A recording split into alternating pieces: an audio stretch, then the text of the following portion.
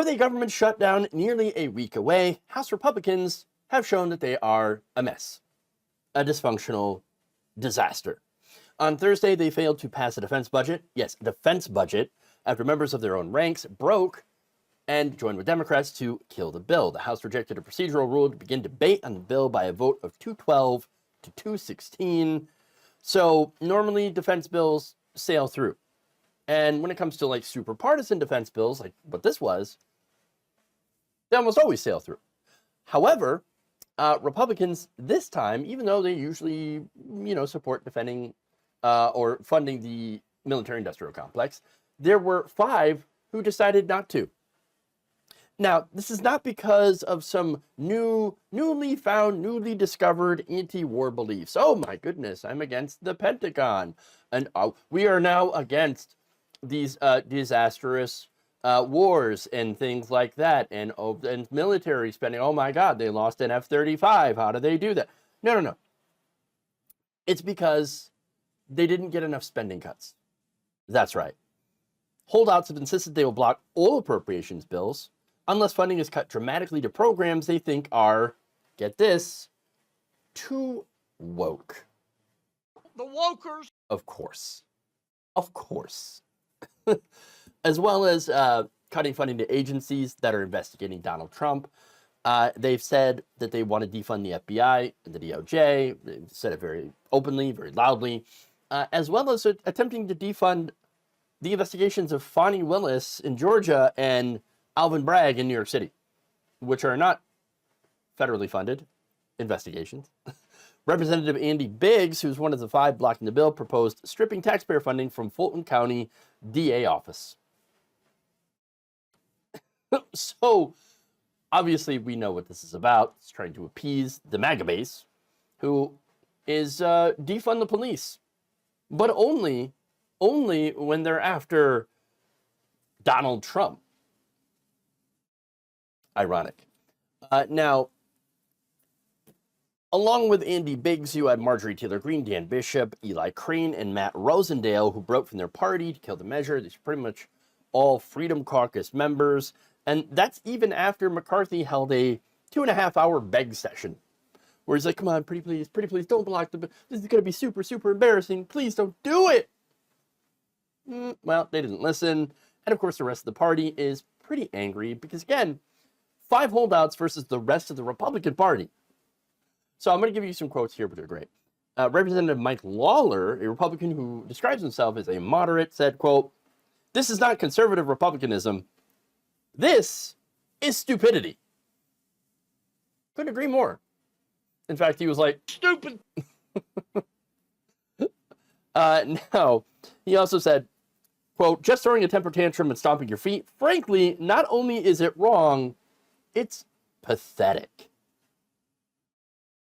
I love Republican and Republican crime in the morning. Or in the afternoon in this case. Now, he also said, if you want to have a stronger hand, run better candidates and win more elections. If you keep running lunatics, you will be in this position. Again, he's talking about his own party. Hey, here's a great idea, fellow Republicans. Stop electing idiots. Stop electing crazy people. Just stop. There's more. Representative Tim Burchett went after, again, these 5 Republican holdouts for being, quote, very dysfunctional right now. He then said something even more shocking. He said, quote, "Speaker Pelosi, love her or hate her, she put something out there and they'd rally around it." Yeah, I know. There's something about like knowing how to govern. That doesn't mean I agree with 100% of the stuff that Nancy Pelosi does. I think she's too corporate, let's just say conservative for my tastes. But yeah, he's right. Generally, she would get everybody to rally around bills, even people who disagree with her, people like Representative Alexandria Ocasio-Cortez. So there's more. Representative Don Bacon told a reporter from the New Republic, "The patience is gone for most of us." And after the first failed vote on Tuesday, because this is a second failed vote, Representative Mike Garcia told reporters, quote, "I am disappointed. I am pissed off." Disappointed! Okay, so look, it's obvious they've got a big, big problem. You see, if House Republicans don't pass a bill or a continuing resolution, which is, a CR that funds the government for the next year, then the government shuts down. Okay, well, if the government shuts down, who are they going to blame? Who's the American people going to blame? Republicans.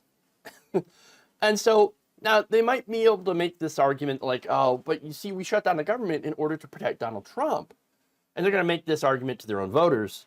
And I'm talking about the 5 here. But in reality, shutting down the government isn't actually going to help Donald Trump at all. Not when it comes to the investigations. For one, the New York and Georgia cases wouldn't be affected at all because they're not the federal government. They're state government cases. So nice job on that one. Stupid. And the DOJ's case would also be exempt because it's always been exempt. The Justice Department said back in a 2021 memo that any government shutdown, criminal litigation would continue without interruption as an activity essential to the safety of human life and the protection of property. Special Counsel Jack Smith, furthermore, his office is funded by a permanent indefinite appropriation for independent counsels, the department said in its statement of expenditures. Given its separate funding source, the special counsel would not be affected by a shutdown and could run off allocations from previous years. So, at the end of the day, whoopsie, it's all downside for Republicans. All downside. Which is why Kevin McCarthy is probably pulling out what Harry has. Okay? So, look, that said, if Republicans do manage to rally around a bill, right? And I don't see how, because they're going to try to have to appease these 5 members and either get them to accept the reality that they can't get everything that they want, right? Which means, you can't get rid of the so-called woke in the military. Can't do that, even though that's what they say they're going to do. If they manage to pass a bill, they still have to, get it past the Senate. If it's full of insane stuff, it's not going to get past the Democratic Senate. So they either need to pass a CR or a clean bill. There's literally no choice here. Again, Democrats, they're not going to vote to defund law enforcement to protect Trump. That's insane. They're not going to do it. They're not going to do it. So, but speaking of insane, understand that that's what we're dealing with here. We're dealing with crazy people. Okay? And thanks to Kevin McCarthy, the crazy people are running the system. The inmates are running the asylum. So a shutdown may actually happen. It's not like it didn't happen under Trump. It did. We had a government shutdown under Trump, and now Trump is, again, saying, you should have a government shutdown to help me to stop the witch hunt investigations and prosecutions against me. Shut down the government. As I just explained, that's not going to do anything, but when you're dumb, you don't realize that. But again, if you're not dumb, you realize a shutdown is going to have a massive negative impact on you if you're a Republican. Because if it happens, I'm pretty sure the American people are going to know exactly who to blame.